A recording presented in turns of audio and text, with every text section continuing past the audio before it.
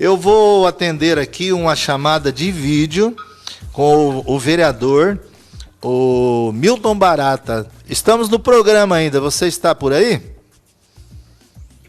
Está ouvindo?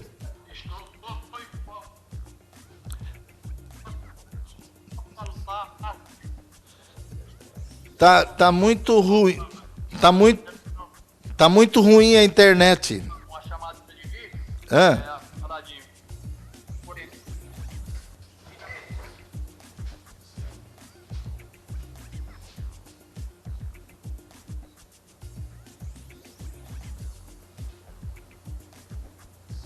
A internet está ruim, você está me ouvindo?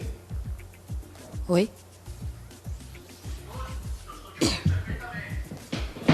Vou tentar fazer um bem bolado aqui. Vou fazer uma adaptação aqui. Fica à vontade. Você está me ouvindo bem? Você está na Papuda? Eu estou aqui na Papuda, acabei de atender 8 pessoas, 6 de Birigui, 1 de Penápolis e 1 de Araçatuba. Entendido.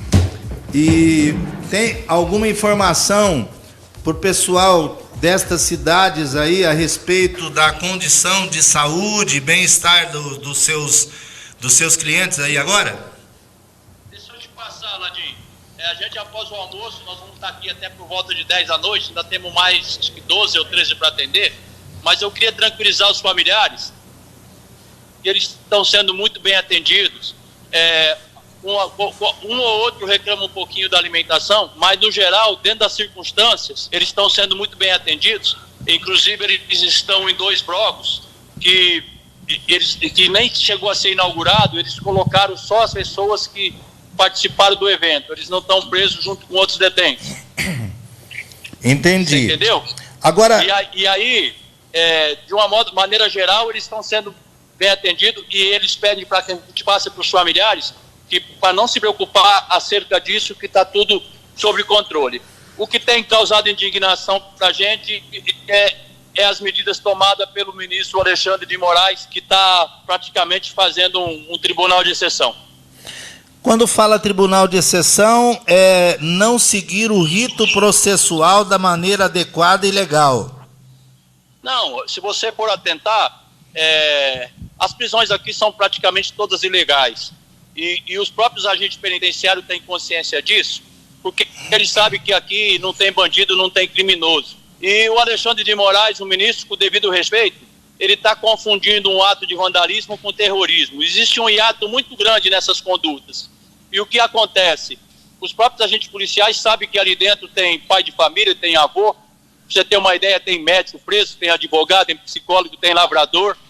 E todos eles sem nenhum antecedente. Por certo, não vieram aqui para Brasília para provocar nenhum tipo de problemas. E aquelas pessoas, a gente também tem que ser bastante realista. De fato, houve alguns excessos e tem que ser punidas as pessoas que participaram desses excessos. Tem que individualizar a conduta, tá certo? E não foram 2.000 pessoas que praticou todos aqueles atos que a gente viu pela televisão. Aí eles têm que individualizar a conduta, chegar a essas pessoas e não fazer de maneira geral. Eu vou dar um exemplo para você. Tem 2 ônibus de uma cidade do Mato Grosso que chegou aqui após as 20 horas. Perfeito? Eles nem estavam no local. Bastava eles pegarem a geolocalização do celular para saber que essas pessoas, na hora do ato, nem estavam em Brasília. Mas no atacado, prende-se todo mundo. E eu vou além. Com relação à prisão preventiva, eu digo que ela é ilegal, porque a prisão preventiva, o perigo liberdade, ele tem que ser contemporâneo, não pode ser pretérito. E com as decisões tomadas pelo ministro Alexandre de Moraes, que está se tornando um ministro universal, ele determinou os bloqueios, o fim dos bloqueios nas estradas, o fim das manifestações do quartel, o acampamento. Quer dizer, não existe mais possibilidade das pessoas se manifestar, mesmo de maneira ordeira, que é um direito de manifestação de todo brasileiro. Se não existe mais essa possibilidade de se manifestar, aonde está o perigo liberdade, aonde que eles podem colocar a sociedade em risco para que possa justificar a manutenção dessa prisão preventiva? Então está tendo inúmeros excessos, os advogados estão indignados, a OAB está bastante indignada, já estão se movimentando, no sentido de que o ministro, a gente tem total respeito por ele, mas a pedagogia do exemplo tem que vir, inclusive do Supremo, que eles também têm que seguir a legislação. Houve irregularidade? Houve. Só que eles têm que respeitar os trâmites, as condutas. Por exemplo, a prisão preventiva, ela tem um lapso temporal para ser realizada. Ela não foi realizada no tempo correto, a gente entende, porque são muitos. Mas o ministro Alexandre de Moraes baixou um decreto, uma portaria, para que os magistrados só analisem na audiência de custódia as formalidades legais do flagrante, se atendeu às formalidades legais. Os magistrados não têm o poder de decidir. Vai ser remetido para ele todas essas audiências de custódia, para até o final ele vai decidir, tá certo? E nesse período as pessoas estão sendo mantidas presas e tira a autonomia do magistrado. Pior ainda, se ele manter a prisão preventiva de alguns, nós vamos recorrer para que instância? Se ele já está na instância máxima. Então tem muitos excessos que a gente, enquanto que está incomodando a comunidade dos advogados, e que nós vamos lutar até o fim pela liberdade dessas pessoas, pelo direito à liberdade, porque a gente tem muito certo, principalmente esses que vieram de Birigui, que a gente conhece, alguns são até meus amigos, que não têm antecedentes criminais, que nunca foram bandidos, nunca foram criminosos, e se encontram numa situação vexatória por um ato que certamente não praticaram. O fato de estar em Brasília por si só não se constitui nenhum crime. Uma pergunta, o fato do pessoal ter ficado frente ao TG em Birigui tem alguma implicação jurídica? Não vejo nenhuma. Até o presente momento, a gente tem informação de que eles ficaram aí por 50, 60 dias dentro de uma manifestação extremamente ilegal.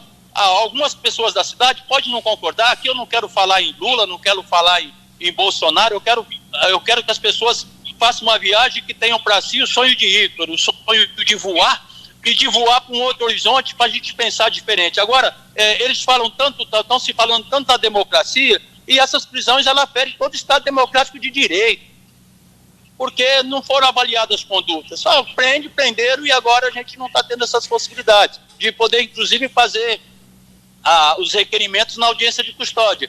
A gente só assiste a audiência de custódia. Eu vou enviar para você um vídeo do desembargador Sebastião Coelho, que ele foi muito claro, que as audiências de custódia têm sido uma fantasia, porque ninguém vai ser concedida a liberdade de ninguém nessa audiência de custódia. Vai ter que se aguardar, depois do cumprimento de todas as audiências, o ministro decidir aquele que ele vai conceder a liberdade e aquele que vai manter a prisão preventiva. A gente vê isso aí com um excesso acusatório e com um ato de arbitrariedade. É contra isso que a gente tem que lutar, independente de partido, de esquerda, de direita. Nós temos que lembrar que nós somos todos brasileiros, nós temos que viver dignamente e que nossos direitos e garantias individuais têm que ser respeitados. Duas perguntas.